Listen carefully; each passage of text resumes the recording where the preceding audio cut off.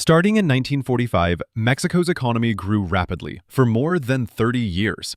Under such rapid growth, Mexico successfully joined the ranks of middle-income countries. However, from the late 70s, the situation suddenly took a turn for the worse. In just a few years, Mexico's economy collapsed. Of course, this collapse was not without warning. At the end of the 60s, various problems had already arisen in Mexico, and they became more and more serious in the following years. Some savvy Mexicans warned that if these problems were not addressed, Mexico's economy would collapse.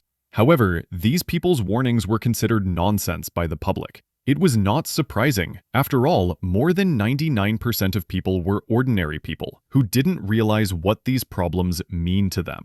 Therefore, when the disaster came, they were unprepared and could only let the disaster swallow them up. What problems arose in Mexico at that time? The main problems were that the gap between the rich and the poor in society was too large. The official corruption was rampant. The government set up a large number of inefficient state-owned enterprises. The government owed a huge amount of foreign debt, and so on. Were these problems the source of the collapse? Nope. Many countries also encountered these problems in the process of development, but they successfully solved them. Obviously, these problems were not the source of the collapse. If we compare successful countries and failed countries, we will find that they had clear differences in their political systems.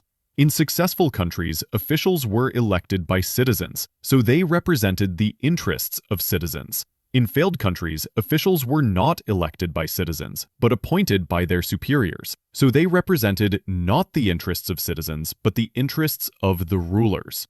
Since officials did not represent the interests of citizens, they did not need to consider the interests of citizens, and they dared to infringe on the interests of citizens. If the interests of a country's citizens can be violated at any time, the fate of this country is already predetermined.